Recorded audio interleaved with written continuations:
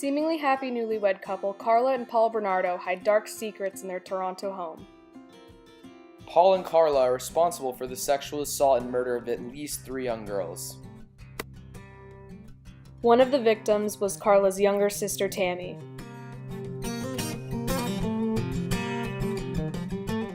Paul is also known as the Scarborough Rapist for prior attacks of at least 18 other girls.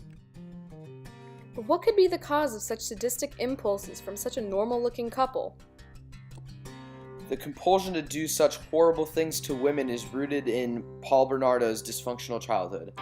Growing up, Paul, his mother, and sister were all physically abused by their father, and his parents had a rather abnormal marriage. Paul's mother had cheated on her husband, resulting in her pregnancy with Paul. However, this fact was not listed on his birth certificate, and he was never intended to know that he was an illegitimate child.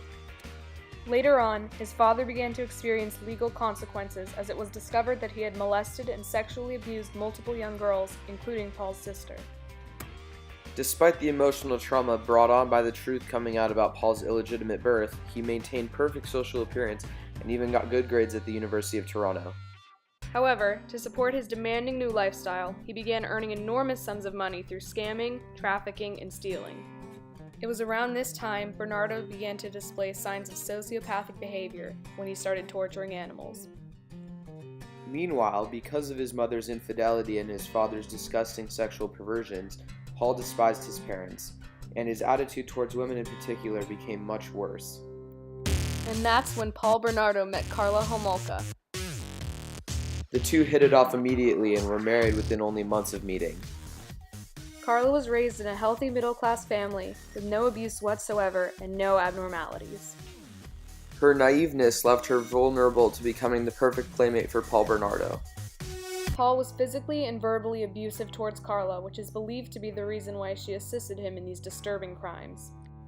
These criminals were organized because they lived together, were socially adequate, exhibited daytime habits, dismembered and disposed of bodies, and had controlled crime scenes, leaving very little physical evidence. Paul's urges to overpower and control his victims are what triggered him to commit these assaults in the first place. After the dismembered body of one of his victims was discovered sealed inside a cement block in a river, police began conducting an investigation using psychological and geographical profiling.